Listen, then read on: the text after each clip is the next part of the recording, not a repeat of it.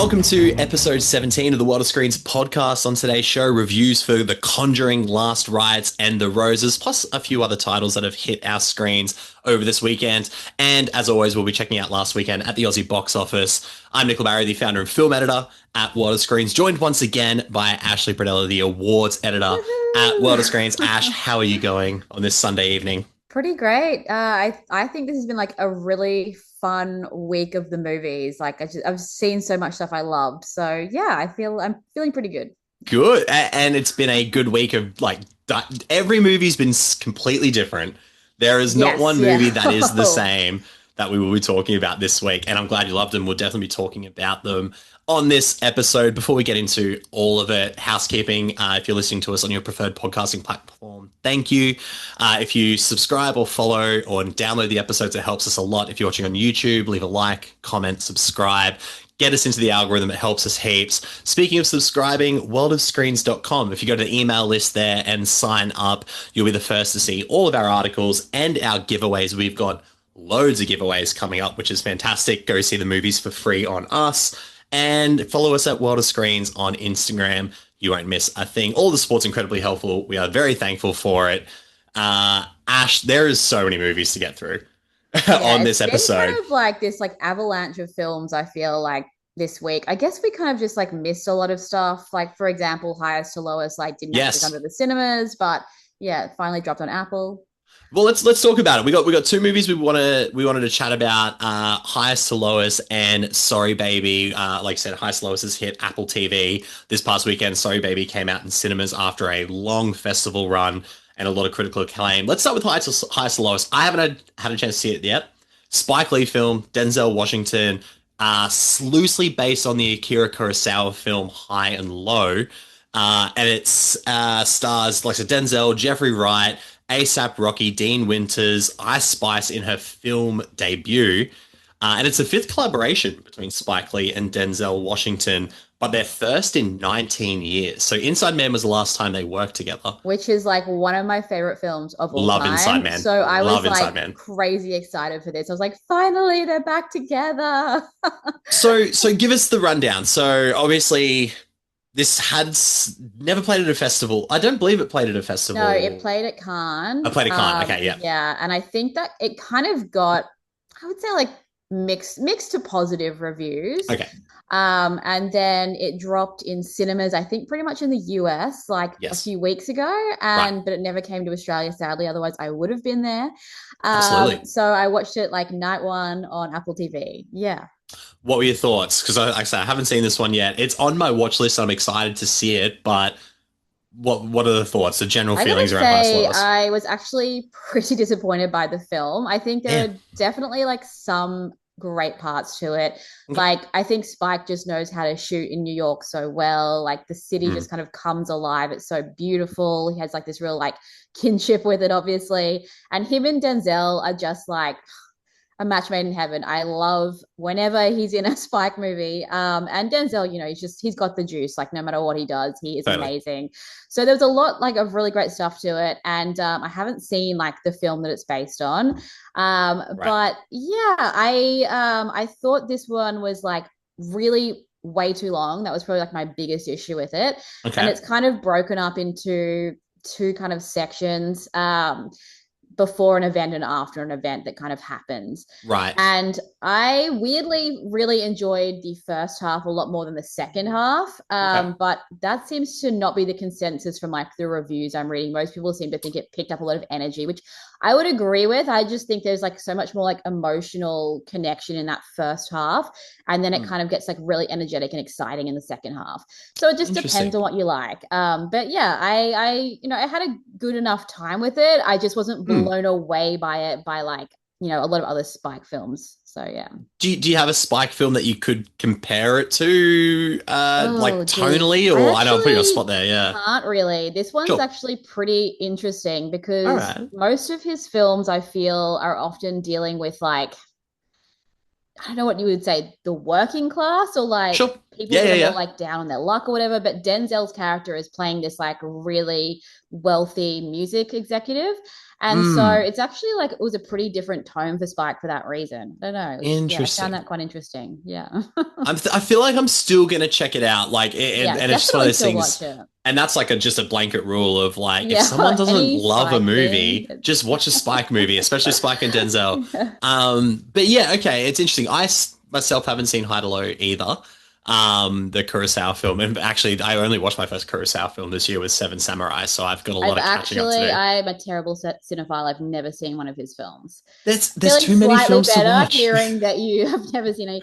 I don't really like this style of film, which is why I haven't seen any Okay, of them. So, but fair. yeah, I should watch them. Just like I think you just got to tick the box anyway. Yeah. 100% agree. There's definitely genres and tones and atmospheres of films that I know just won't vibe with me. But again, if we got to keep our cinephile card, we got to watch them.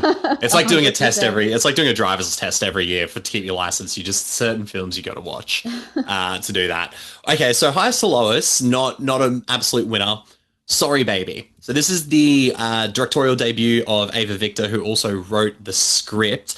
And It's yeah, directed and wrote and starred in. It's and insane. she's all over this film, and it's a independent black comedy drama. It stars Ava Victor, Naomi Ackie, John Carroll Lynch, Lucas Hedges, and I guess similar to how you described highest and lowest. This is it's a disjointed, non-linear film. But it is very much separated by an incident, and there is kind of like events before an incident and events after an incident. And it's darkly funny, but it's very poignant, and it's an interesting examination of how an event can really impact someone and affect someone, but how the world still kind of goes on after that event. Yeah, What so perfectly said. I just really thought it was an amazing portrait of depression essentially and totally. how the world is still moving around you and you're just in it and dealing with it. Mhm. And but like, yeah, so I love this movie. It's like in Yeah. my top three of the year at the moment. Wow. Like really, really big fan. And like shockingly, I think this is I'm about to say this about the roses as well, but I think this is like the funniest movie of the year, It's which is very kind funny. of shocking because of the topic it's about is extremely dark. And I think this is like a really good example of how a movie doesn't have to be, dark and sad and everything, Totally. Yeah. despite the themes. Like we can always inject a little bit of comedy.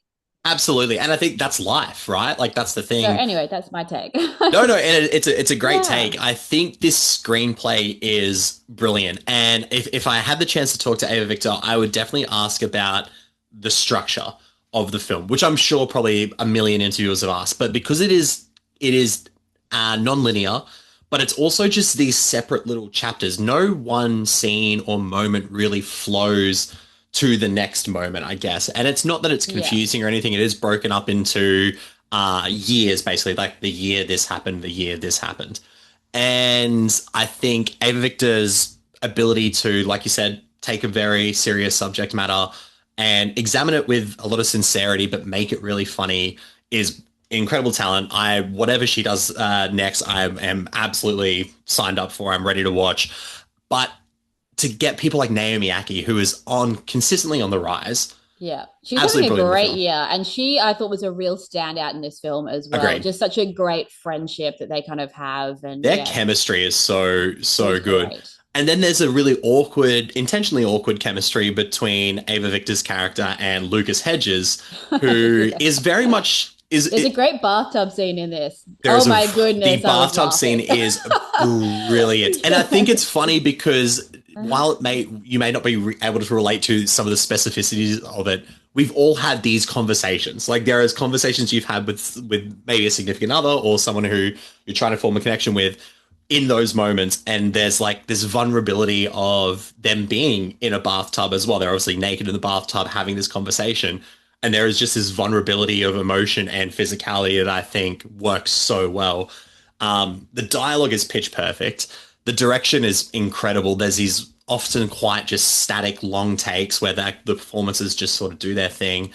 The incident that happens in the film it's weird to say that I loved the way it was portrayed. I thought it was handled very, very well. It's Yeah. handled very well, and it's actually handled in a far more artistic way than I think people are probably talking about. I just think there is a cut in the film, and the shot of it and the distance between it is just very good, and you get so much out of it without it being explicit with what it's doing. That any other film, and dare I say it, a male filmmaker in that regard probably does something a little bit more heavy, to be totally honest. But I think it's just handled with such nuance and it's held with such compassion that it's brilliant. And it's had an incredible festival run. It's got a phenomenal reviews. I hope people see it.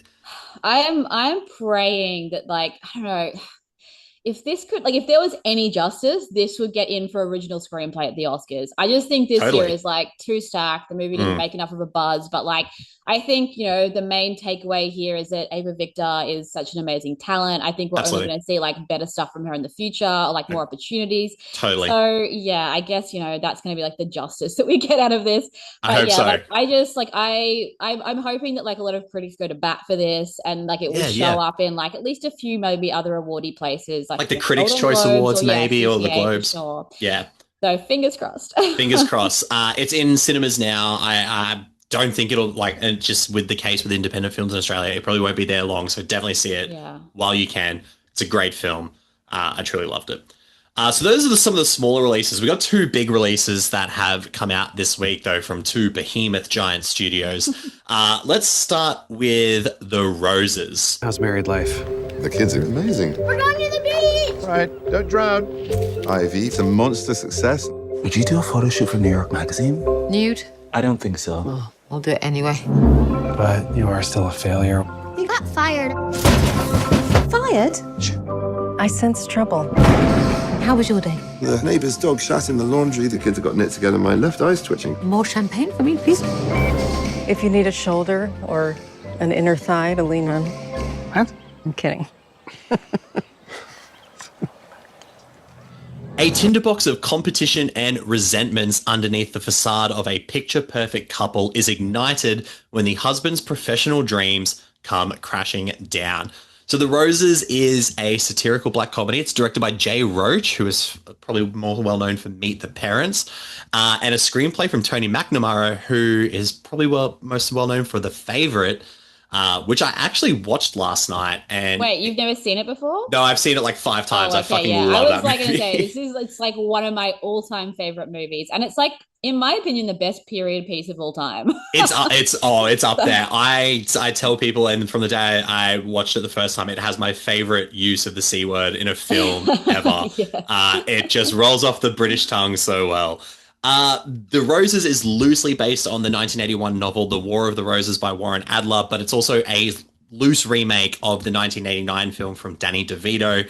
The film stars Benedict Cumberbatch and Olivia Colman in the lead roles, with supporting cast including Andy Samberg, Alison Janney, Suni Samani, Guti Gatwa, Jamie Demetrio, Zoe Chow, and Kate McKinnon. Stacked cast. Huge cast of heavy-hitting comedic actors. The Roses, Ash, what do we think? So you saw this with the crowd. I didn't. I'd like to know what yours and the crowd reaction was like in The Roses. So for me, I freaking loved this movie like so much, and I was laughing my ass off. And the whole cinema they were all loving it. I like honestly went a 4.5 out of 5 for this, and I so close to actually going a 5 out of 5, but I didn't really like the last kind of quarter of the film, which we can talk about. That just didn't work for me. But like everything else, I was like, this is the most fun I'm having. This is like just such a razor sharp script. My style of comedy, the chemistry of all these characters. And like, it's so funny, but it also like really like emotionally hits you. And it's so deep at the same time. So yeah, I'm very relatable, scarily. And you know what? I say that sometimes about movies. I like Together came out, and I was like, "Oh, dude, I totally resonate with parts of that." And everyone's like, "That's fucked up." I'm like, "No, I get it." I thought this movie. I thought the performances were probably better than the script, and maybe that was just because I hold Tony McNamara's screenplays up to a much higher standard. Sure. It is funny. It's very wicked. It's very biting. It's very witty. Like it is just like some of the dialogue, especially once the powder keg of this relationship sort of ignites, is super like mean. It's just a mean movie at some points. And I think Benedict Cumberbatch and Olivia Colman are fantastic. They have this you believe that they're in love at the start because we get sort of the happy meeting of this couple, but you also believe this antagonistic chemistry they have. They play off each other so well in these like very much so darker moments. I think quickly jumping to the end goes off the rails. It becomes chaotically insane with what this couple have gone from fighting to ruining each other's lives to literally trying to kill each other. Yeah. And I guess like one thing I do want to say here is that, and from when I was watching the trailers, right, I had really thought that most of this movie was going to be essentially like the war part of it. Sure. That really only starts kicking off in that last 25%. Like they really don't get into the point where they're like, I want a divorce, I want to leave you, until like very close to the end of the film. They're kind of, so I was really shocked by that. Yeah, anyway. Well, and that's where I think, that's where my issue with the movie lies. For me personally, I think it doesn't earn its ending. And that maybe, I don't know if that maybe is the reason maybe it didn't work for you, but obviously you loved what happened beforehand. I just don't, by the time we got to the insanity, I was like, I don't think the movie has laid a solid enough emotional foundation for me to give a shit why these guys are trying to kill each other. Doesn't mean I didn't like aspects of what came beforehand, because there's definitely jokes and set pieces, interactions with the supporting cast. I think Andy Samberg and Kate McKinnon are fantastic in this film. Good. Yeah. But I feel like I wrote in the review for World of Screens, I was like, while I enjoyed the time I had, once I left the cinema, I completely forgot about what happened before that ending. And I feel like that's maybe a sign. A different experience. Yeah, also maybe that's just a sign that I just didn't either connect to it, or I just didn't do enough work for me to care about it. But I don't know. I mean, maybe I'm it's a good thing you didn't connect to it, because like I'm here in like a 20-year relationship. So I'm literally like, okay, I can actually like see a lot of these things, and a lot of their relationship issues, and when kids were involved, and, I have 2 young kids, so it's like you can just see a lot of stuff that's happening. And I think the film did such a good job at like never taking sides of either character. Mm-hmm. You can really see like the pros and cons of each one. They're both kind of being mean, but also you can see they're really hurt at the same time. And like the communication breaks down, and that's where I disagree with you a bit, saying that it didn't like earn the ending. Is that I like could really feel and understand why this relationship was actually going this way and breaking down. And I think my more of my issue with the ending was when this war part finally does come, it just gets so mean to the point that I was feeling like really sad about it.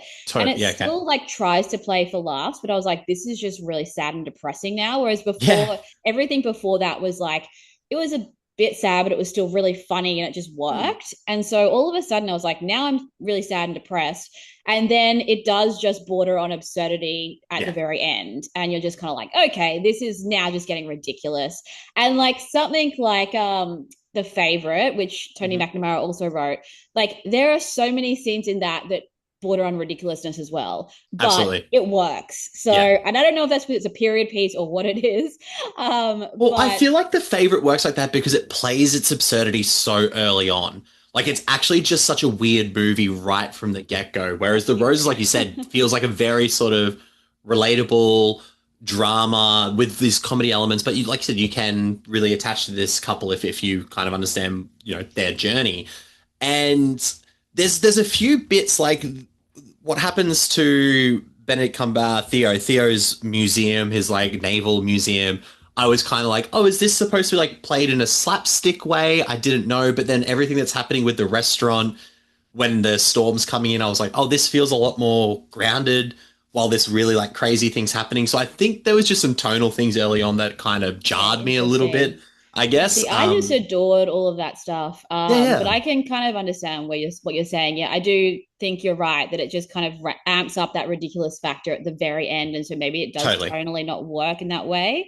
But yeah, I also just thought like it was very deep, but also just being so funny and witty, like you were saying. And my favorite line actually in the movie was from Kate McKinnon about the whole like cancer thing.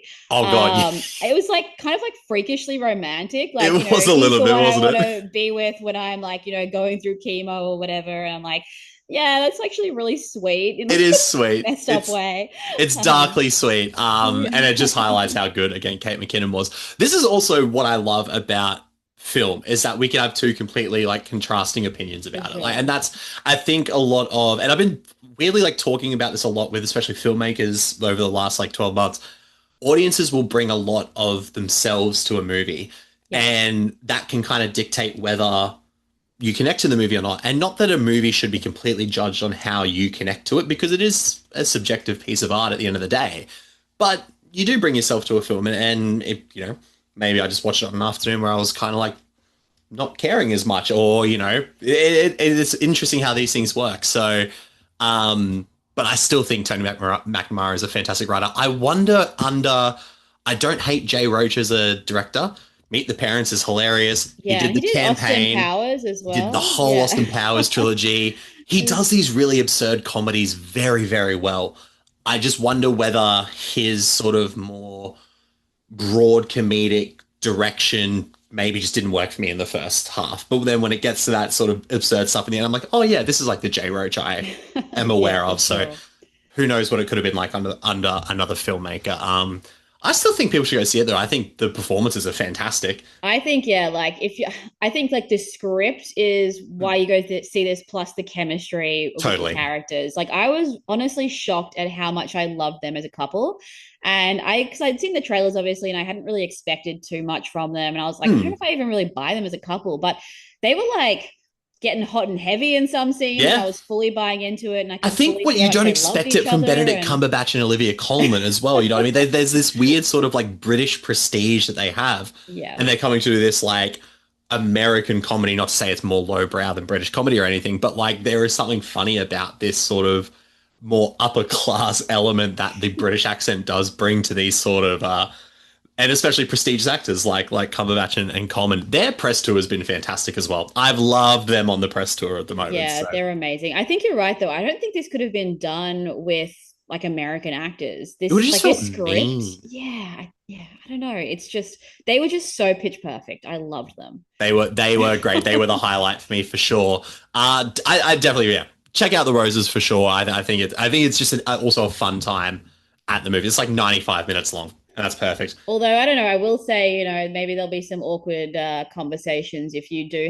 Maybe if you see it with your partner and then, you got to talk about your kids on the way home. Don't go see this movie with your partner and then have to go pick up your kids from daycare immediately afterwards. Maybe let some breathing room in between. But that was The Roses, which means we're going to move on to the box office, the top 5 at the Australian box office on this past weekend, supplied by Numero. It is worth noting, Ash, that number 6, Caught Stealing, opened at 6 with $470,000. Wow, I thought that would have been higher. I think we both thought it was going to be higher. I don't think it performed great over like in the US as well. Yeah. Does this put it like a little asterisk next to Austin Butler movie star, perhaps? I don't think so. I think he's still got the juice. But I do wonder if like studios are going to be willing to take as much of a risk on him in like a leading role. I don't know. Maybe depending on the director as well and the IP that's behind it. Yeah, exactly right. I think I was listening to a podcast, my favorite podcast, The Big Picture, and I think they were kind of talking about how he is kind of like better in like the supporting kind of role. Sure. And I think I kind of agree with that. But again, like I'm, willing to be proven wrong and see him in something awesome. He's almost got like a character actor energy about him. Yes, yeah, they were really comparing him to Brad Pitt, and I think I can kind of see that for sure. I think for me, he's never like really blown me away. Sure. But again, like I'm out here like hoping one day I'll love him. So. Well, his next project, he's co-lead with Jeremy Allen White, and it's called Enemies. It's a crime film. From writer and director Henry Dunham, which I'm assuming it's his first movie, but it's produced by Ari Aster. Ooh, It's an okay. Well, A24 that sounds film. great. So, I mean, again, I'm going to the Church of Austin Butler. So, but that was Caught Stealing, open at number 6. Number 5 was the 50th anniversary of Jaws, bringing in $500,000. Oh, that's amazing. Incredible, absolutely incredible. I know it played a lot of IMAX screens. I know it played a lot of like PLF screens here in Australia. So that's probably what helped get it sort of. And the 40X as well, I think. 40X, which is. I wish I'd gone out to see it again, just Same. for kids. It's so hard to find the time. Life. Yeah, but that actually just seemed like it would have been one of the best experiences in 40X. Like between that and like the last, I think, really good one was Twisters. Like we don't often get one that really would work in that format. So have you seen anything in 40X? Have you done? I haven't. No, I really need to. They did. So I did Top Gun Maverick in 40X because we just thought it'd be funny. That last 30 minutes, you're just thrown around the room. It's absolutely chaotic.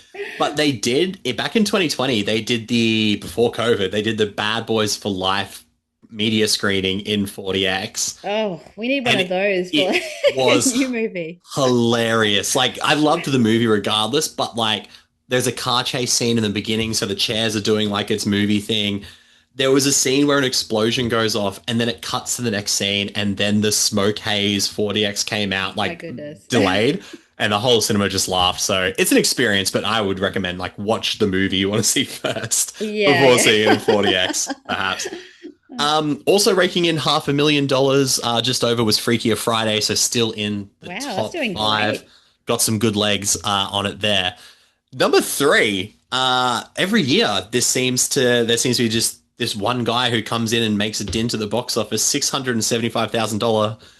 Andre Rieu's 2025 concert, Waltz the Night Away, which That's usually like plays what the 60-year-old crowd is just like. And it normally plays for like one weekend. It's like just Saturday and Sunday. I think it's live streamed to cinemas. Oh wow. For some of it, and yeah, the pensioners come out to play and spend $673,000 of their hard-earned cash on Andre Rieu. So that's number 3 at the box office.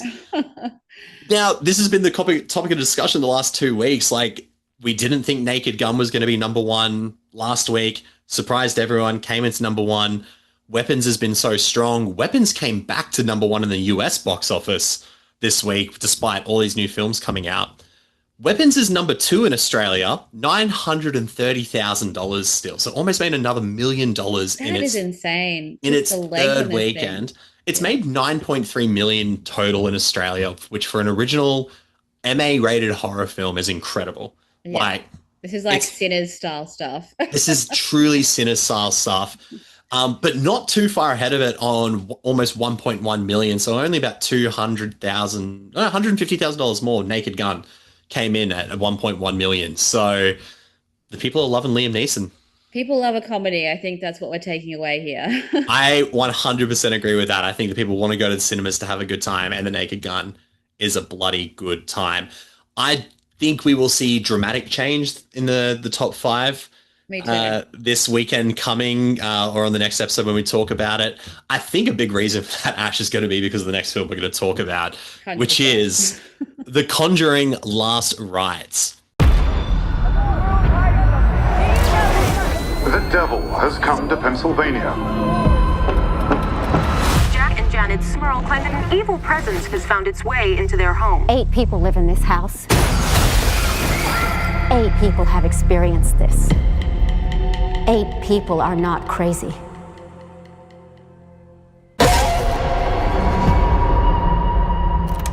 So, when did this start? Heather's confirmation. 7th of September. There's something in the attic. Ed, there's an evil here. Something I've felt before. Paranormal investigators Ed and Lorraine Warren take on one last terrifying case involving mysterious entities they must confront. If someone was paid to write that tagline, then far out, man. You could put that in front of any Conjuring film. But The Conjuring Last Rites is a supernatural horror film directed by Michael Chaves, who did the third Conjuring film, Devil Made Me Do It. He also did The Nun 2. It was written by Ian Goldberg, Richard Nang, and David Leslie Johnson McGoldrick.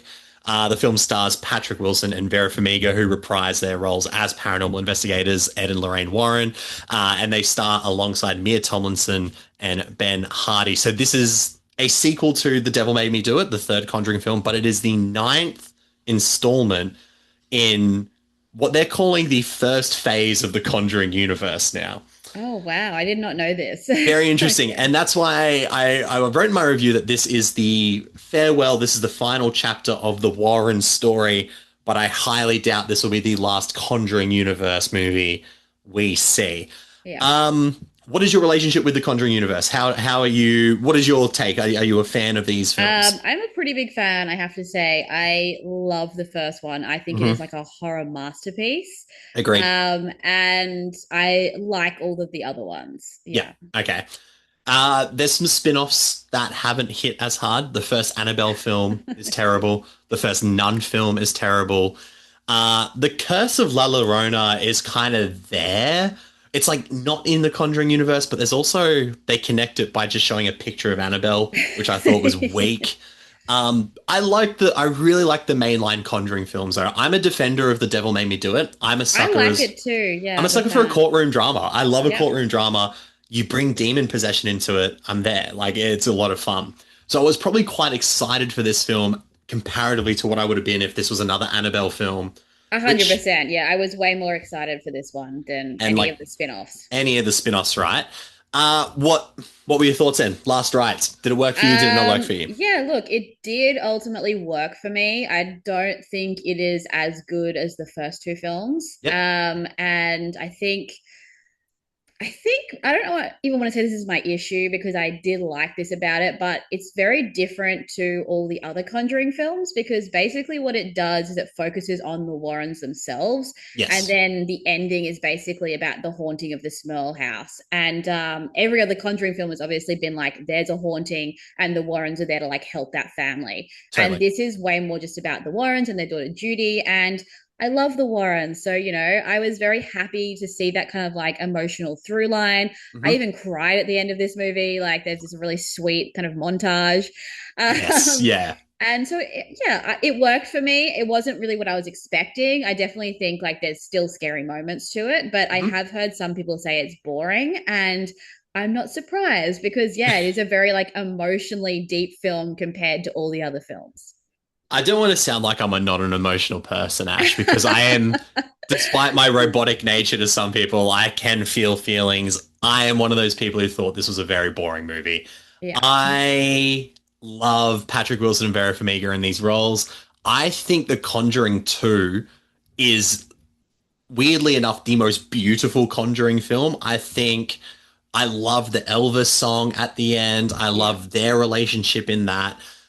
Even weirdly enough, Annabelle Comes Home, where we introduce their daughter for the first time, who again Mia Tomlinson plays in this film, Judy. I like that sort of familial stuff. I like that there is, unlike a lot of horror films, this real emotional connection you can have to these characters that really kind of grounds it in reality while all these like crazy supernatural things are happening.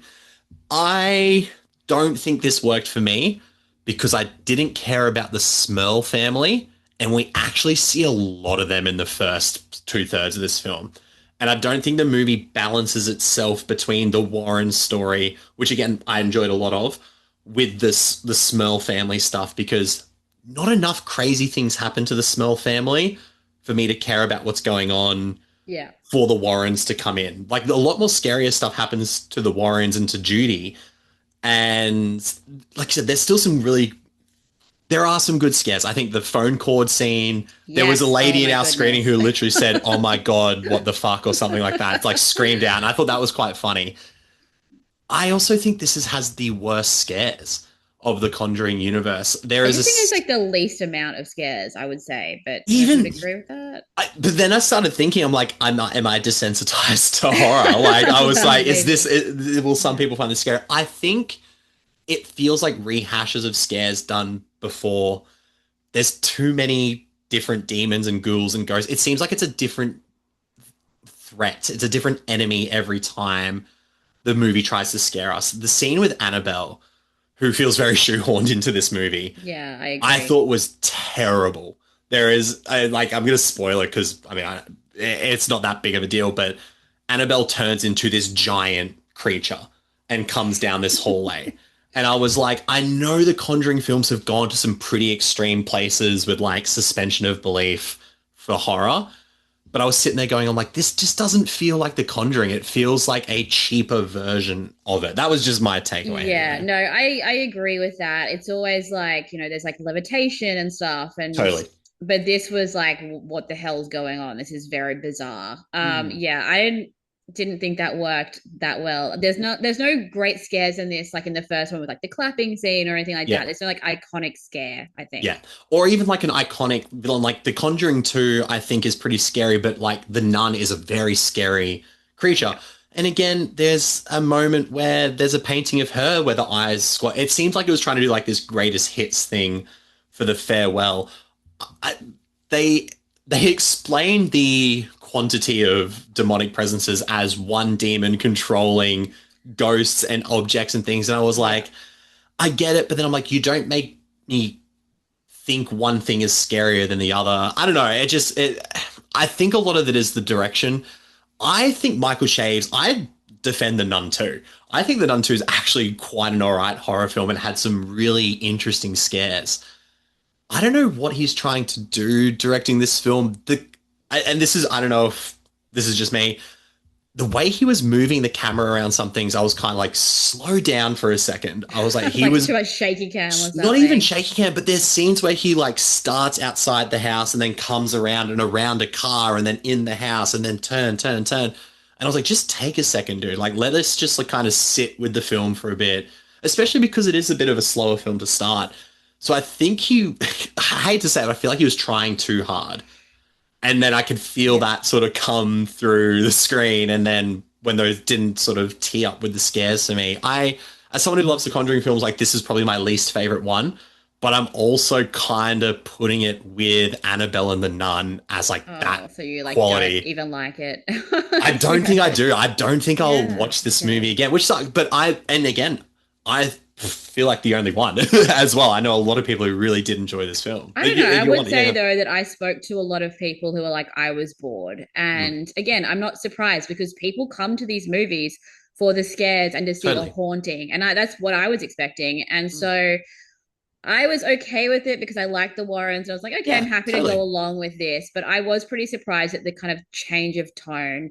Yeah. Yeah. And I definitely think it's not going to work for everyone because people come to these movies for scares. So, and like one character that like I found really weird was Judy's like the daughter's boyfriend, fiance. Yes, the fiance.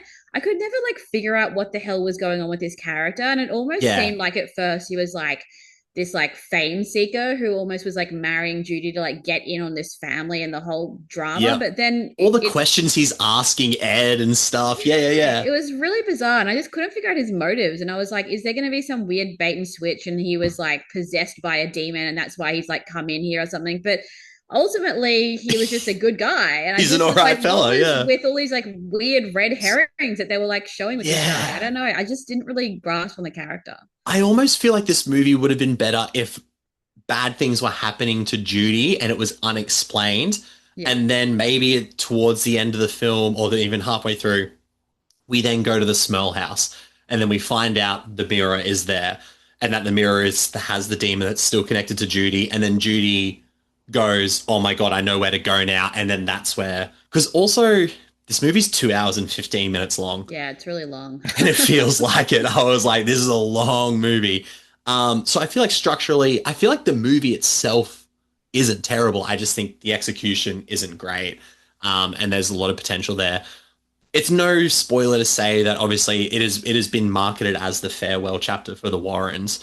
And there is a literal handing over of the mantle to the fiance character, to not even to Judy, but to him. Yeah, that was weird, actually, now that you mentioned it. Yeah, I thought it was odd. So do you care to see the Conjuring universe continue on from here?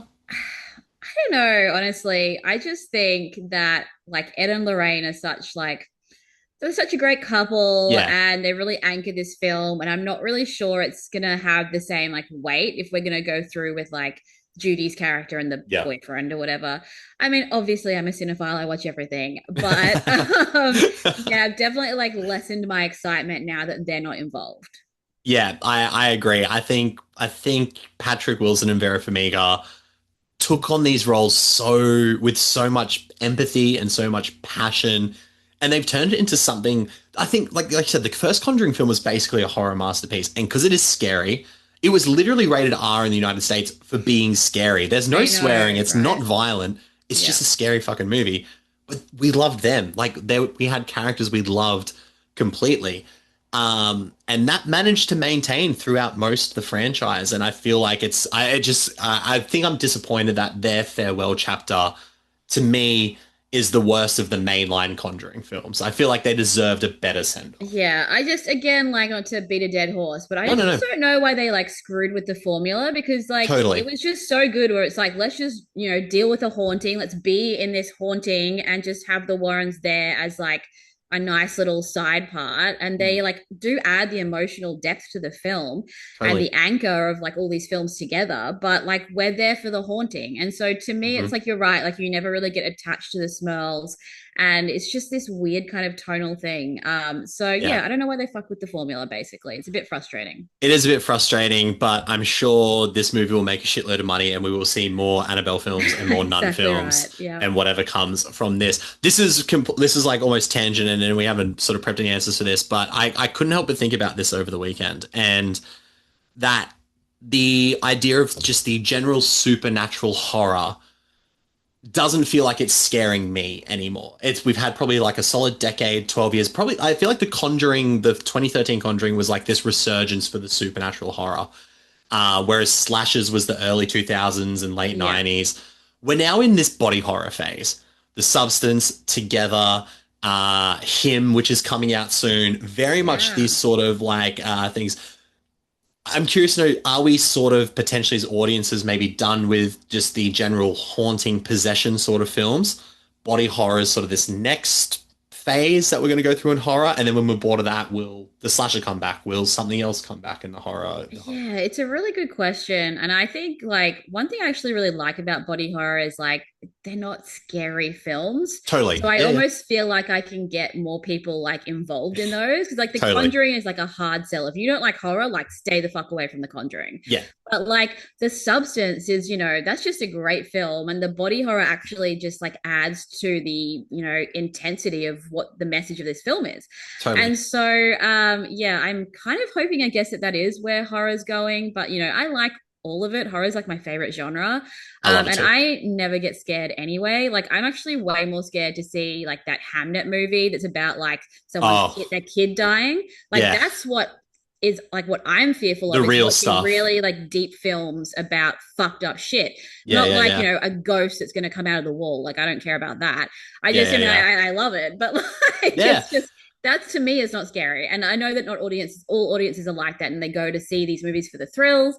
I don't know. I think like this has been like a benchmark year of horror, and I'm hoping that we just see like more and more great horror stuff going forward. So fingers crossed. I hope so too. And it's not that supernatural films going away. We've got the Black Phone 2 coming out this year. Yes. So we will see. I mean, Five Nights at Freddy's 2 is looking to try and be its own. Yeah, whatever genre of horror you want to put that in. But like The Long Walk is coming out this week. I'm so excited for it's that. Like psychological thriller. I've heard incredible things. I've heard it is gut-wrenching at the end as well. So I'm very excited. 2 Stephen King adaptations this year that are supposed to really rip your heart out. Life of Chuck being the first one, and The Long Walk being... and The Monkey, don't forget about... Well, I guess I didn't rip your heart out. That was just... Literally. It was literally ripping hearts out, I think, at that point. So, but that was The Conjuring Last Rites, and that brings us to the end of another episode of the World of Screens podcast. Thank you again, Ash, for jumping on and chatting all things films. You'll definitely be back. We're going to be doing films next week. We're going to be looking at The Long Walk.